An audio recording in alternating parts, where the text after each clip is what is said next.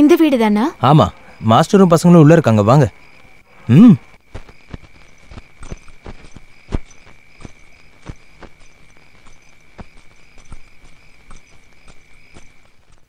உள்ள வாங்க.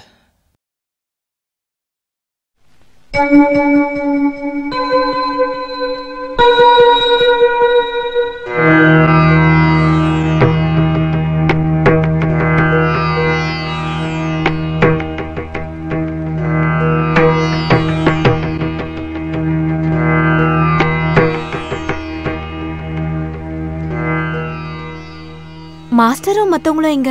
உள்ள இருக்காங்க.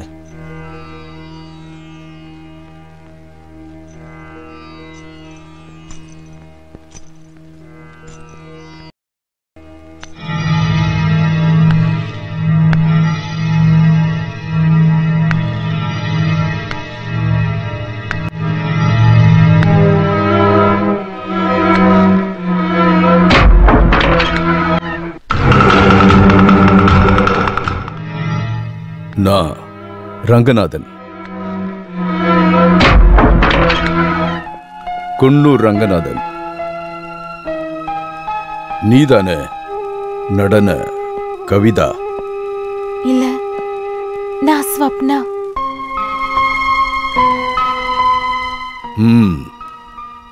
மாஸ்டரும் பசங்களும் எங்க?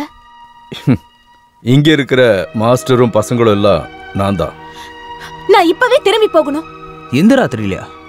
இந்த நேரத்துல இங்க இருந்து போனன்னு வை, உன் போன கூட திருப்பி கிடைக்காது. ரங்கநாதன் சார் நினைச்சா நீ எங்கேயோ போயிடலாம். அவருக்கு நிறைய கான்டாக்ட்ஸ் இருக்கு. இன்னைக்கு நல்ல நிலைமையில இருக்கிற டான்சர்ஸ் எல்லாரும் சாரோட கான்டாக்ட்ல இருந்து வந்தவங்க தான். எனக்கு அப்படியெல்லாம் பெரிய ஆள் ஆகணும்னு அவசியம் இல்ல. என்ன திரும்பவும் வீட்டுல கொண்டு போய் விட்டுருங்க. ஒரு ஆட்டக்காரிக்கு திமிரு இருக்க கூடாது. அவ மரியாதை தெரிஞ்சவளா இருக்கணும். நான் ஒன்னும் ஆட்டக்காரி இல்ல. ஆட்டக்காரினா பொய்யான பாவனை காட்டி நடிக்கிறவன்னு அர்த்தம் இல்ல. ஆட்டம்னா நடனம், நடனம் தெரிஞ்சவங்கன்னு அர்த்தம். நம்ம மதுரை கோவில் மண்டபத்துல உன்னோட நாட்டியத்தை பார்த்தேன். உன்னோட நடன திறமை ஆச்சரியமா இருந்துச்சு. நீ ஆடுற நடனத்தை நான் மறுபடியும் பார்க்கணும். அதுக்கு தான் நான் உன்னை இங்க வர வச்சேன். என்னோட நாட்டியத்தை பார்க்கணும்னா அடுத்த ப்ரோக்ராம் எங்கன்னு ட்ரூப்ல கேட்டு தெரிஞ்சுக்கோங்க. அங்க வந்து பாருங்க.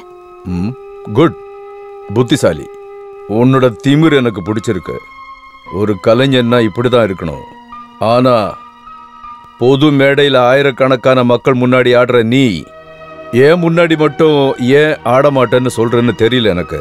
நான் ஒரு நடன கலைஞர் தான். அதுக்காக தனிப்பட்ட ஒருத்தருக்கு நடனம் ஆடி காட்ட நான் ஒண்ணு தேவதாசி இல்ல. சபாஷ். ஒரு ஆட்டத்துக்கு கிடைக்கிறத விட 10 மடங்கு பணம் நான் தரேன். ஏன் முன்னாடி நீ நாட்டியம் ஆடணும். சொல்லு, எவ்வளவு வேணும்? எனக்கு ஒண்ணு வேண்டாம். என்ன போக விட்டீங்கன்னா போதும். அப்புறம் எதுக்காக நீ இங்க வந்த? சொல்லிதானே வர வச்சேன். என்ன பத்தி உனக்கு தெரியுமா? குன்னூர் ரங்கநாதனுக்கு சங்கீதமும் நடனமும் ஆத்மால ஒரு பாகம். உனக்கு அது தெரியாதுன்னா உதயா கிட்ட கேட்டு தெரிஞ்சுக்க. இதுக்கு முன்னாடி அவன் நிறைய பேர் இங்க கூட்டிட்டு வந்திருக்கான். உங்க முன்னாடி தான் கொண்டு வந்து நிறுத்த போறாங்கன்னு எனக்கு தெரியாது. ப்ரோக்ராம்னு சொல்லிதான் இவர் என்ன கூட்டிட்டு வந்தாரு. அவங்க சொல்றது உண்மையா? அது உண்மைய சொன்னா இவங்க வரமாட்டாங்கன்னு நினைச்சுதான். சரி, இவ்வளவு தூரம் வந்துட்டீங்க. வீட்டுக்கு கொண்டு போய் விட சொல்றேன். போறதுக்கு முன்னாடி உங்க நடனத்தை நான் பார்க்கணும். நடனம் ஆடிதான் நான் வாழ்றேன். அதுக்காக காசுக்காக நடனம் ஆட நான் தயாரா இல்ல. நில்லுங்க. ஆசைப்பட்டதெல்லாம் இந்த ரங்கநாத அடைஞ்சிருக்கான். ரங்கநாத பங்களாக்கு வந்த எந்த பொண்ணும் என்னை எதிர்த்து பேசினதில்லை. எதிர்க்கவும் கூடாது. நடனம் ஆட கால்ல கட்ட சலங்க வேணும்ல. இந்த தங்க சலங்கை. நீ ரொம்ப அதிர்ஷ்டசாலி. நடனத்தோட பாவனைகளை நல்லா தெரிஞ்சவ. அதுதான் என்னுடைய ஆர்வத்தை அதிகமா தூண்டிச்சு. இந்த சலங்கையை கட்டிக்க. தெய்வ சந்நிதியில நடனம் ஆடினாலும் தெருவில் நடனம் ஆடினாலும் நன்கொடையா கொடுக்கிற எந்த விஷயத்தையும் வேண்டான்னு சொல்லக்கூடாது. யோசிக்காத, கட்டிக்க. இல்லன்னா நீ இங்க இருந்து போக முடியாது.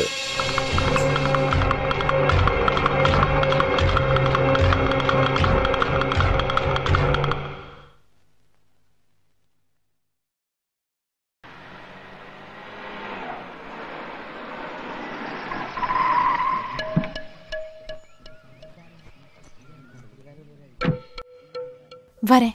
சரி, ரொம்ப நன்றி. அது ரங்கநாதன் தானே? குன்னூர் ரங்கநாதன். ஆமா.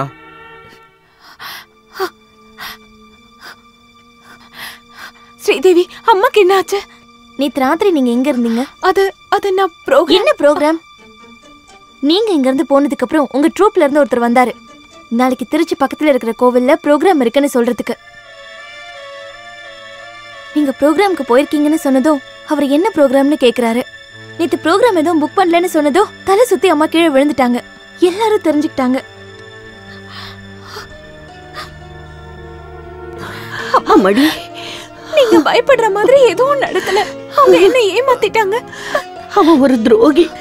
கடவுளே, நாங்க 3 பேரும் விஷம் குடிச்சு சாகணுமா? இல்லம்மா, கடவுள் காப்பாத்திட்டாரு. அப்படி ஏதாவது நடந்திருந்தா நீங்க என்ன உயிரோடவே பார்த்திருக்க முடியாது.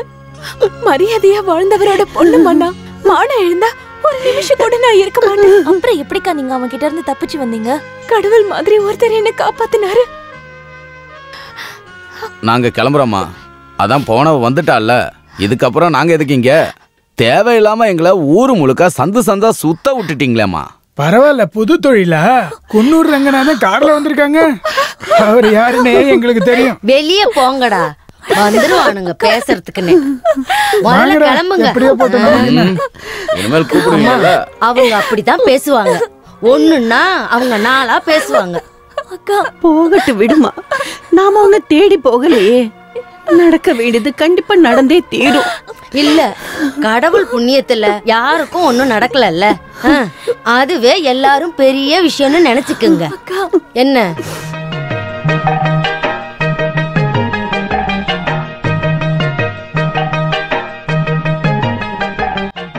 நிறுத்து.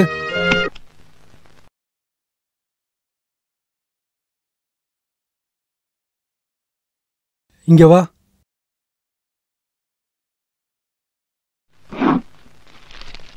இந்தா, உனக்கு கொடுக்க வேண்டிய சம்பளம். எக்ஸ்ட்ராவா ஒரு 500 ரூபா இதுல இருக்கு. தப்பா எடுத்துக்காத. இதுக்கப்புறம் இந்த ட்ரூப்ல உன்னை வச்சுக்க முடியாது. நீ இங்க இருந்தா இங்க இருக்கிற பொண்ணுங்கெல்லாம் கெட்டு போயிடுவாங்கன்னு எல்லாரும் சொல்றாங்க. நான் என்ன பண்றது? நீ தப்பா நினைக்காதம்மா. அன்னைக்கு நடந்த சம்பவத்தை தான் எல்லாரும் பேசுறாங்க. இந்த ட்ரூப்புக்குன்னு ஒரு மரியாதை இருக்குல்ல. இந்த நீ போலாம், வாங்க.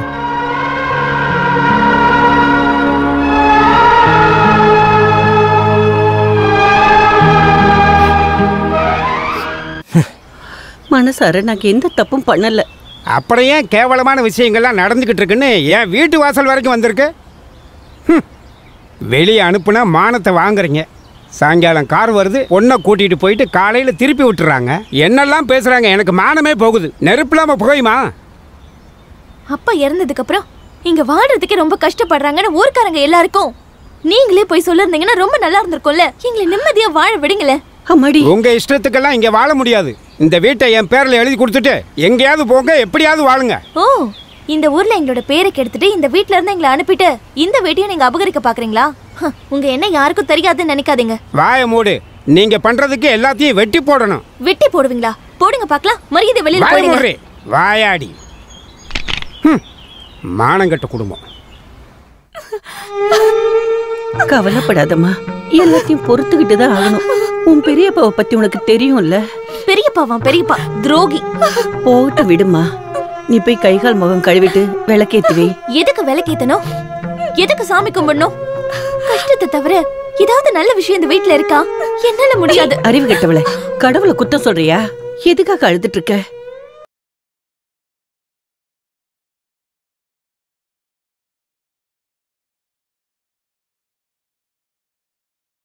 இப்படி எல்லாம் கடவுளை குறை சொல்லக்கூடாது. ஒரு வழி அடைச்சா இன்னொரு வழி திறக்கும். அம்மாவும் பொண்ணுங்களும் சேர்ந்து என்ன பேசிக்கிட்டு இருக்கீங்க? நான் இங்க வரலாமா? சொப்னாவை யார் யாரோ ஏதோ சொல்றாங்கன்னு அந்த மாஸ்டர் வெளியே அனுப்பிட்டாரு. அத நானும் தெரிஞ்சுக்கிட்டேன். முஸ்தபா சொல்லிதான் நானும் வந்தேன். என்ன விஷயமா? நம்ம பக்கத்து தெருவுல உள்ள டான்ஸ் ஸ்கூல் இருக்குல்ல, அங்க டான்ஸ் சொல்லி தரத்துக்கு ஒரு டீச்சர் வேணுமா. நம்ம சொப்பனத்தை பத்தி முஸ்தபா சொல்லிருக்கான். நீங்க விருப்பப்பட்டா மட்டும் அனுப்பி வைங்க. இதுக்கு மேலே அவ எங்கேயும் போக வேண்டாம். இதனால போற இடத்துல எல்லாம் கெட்டு போயிருதான். அதனால இவளுக்கு ஏதாவது ஒரு நல்ல வரன் கிடைச்சா இவளை கட்டி கொடுத்துடலான்னு யோசிச்சுக்கிட்டு இருக்கேன். அதுதான் நல்லது. நானும் அதைத்தான் யோசிச்சேன்.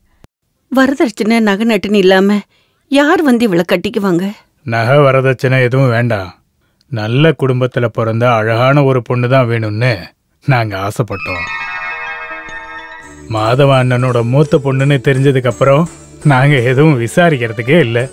இனி முகூர்த்த நாள் குறிச்சா போதும். அடுத்த மாசம் நல்ல முகூர்த்தத்தை பார்த்துட்டு கோவிந்தன்ட்ட கொடுத்து அனுப்புறேன். அப்படியே ஆகட்டும். சரி, நாங்க கிளம்புறோம்.